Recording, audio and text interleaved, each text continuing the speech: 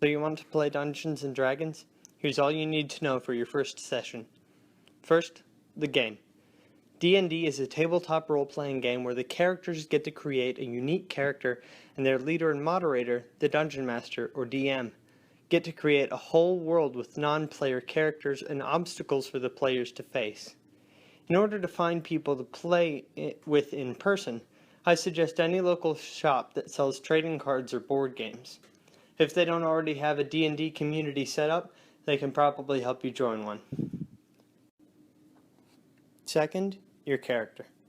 As far as character creation goes, your Bible is the character sheet. These are free online from the creators of D&D, link in the description. Now don't be daunted by the amount of blank spots, dice rolls, and math that you'll have to do to create a character. There are plenty of YouTube videos explaining this very process. Links are, of course, in the description. To the left of the sheet you will notice character traits and flaws.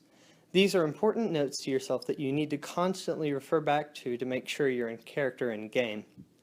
To the right, there are 6 sets of stats, or the likelihood that any action your character will take will succeed, depending on what category that action falls into. Dungeons & Dragons stats are hard to explain if you're not playing in-game, and so I'm going to quote here Tumblr user Mindchild of Madness, who is known for their post, D&D stats explained with tomatoes. Strength is being able to crush a tomato. Dexterity is being able to dodge a tomato. Constitution is being able to eat a bad tomato. Intelligence is knowing that tomato is a fruit. Wisdom is knowing not to put that tomato in a fruit salad. And charisma is being able to sell a tomato-based fruit salad. So say, for example, your character has a high constitution stat, then that character would be more resistant to poison or spoiled foods. Third, the gameplay. The DM is in charge of everything that is not a player character. From the world building to the gameplay itself, your DM controls it all, so they're the person to ask with any questions. A session begins with the DM providing a context, whether that means world building for a new campaign or making sure everyone's on the same page from where they left off the last session. While not in combat, players may take actions at will by stating what their character does or says and listening to the DM's response.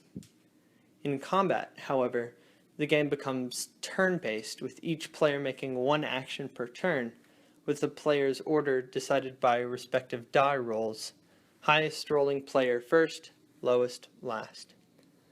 The players take their turns, as does the enemy. The players have no way of knowing how much health the enemy has unless his mage has a certain spell. With the enemy defeated, the characters divide the spoils of war between themselves and gain the experience points, which can help a character's stats. Thank you for watching this episode of Speedy D&D. I have linked in the description a free PDF from the makers of D&D, a more in-depth guide to the game and its intricacies. Thanks to the D&D community of top-tier gaming in Hattiesburg, Mississippi for my first encounter with Dungeons & Dragons.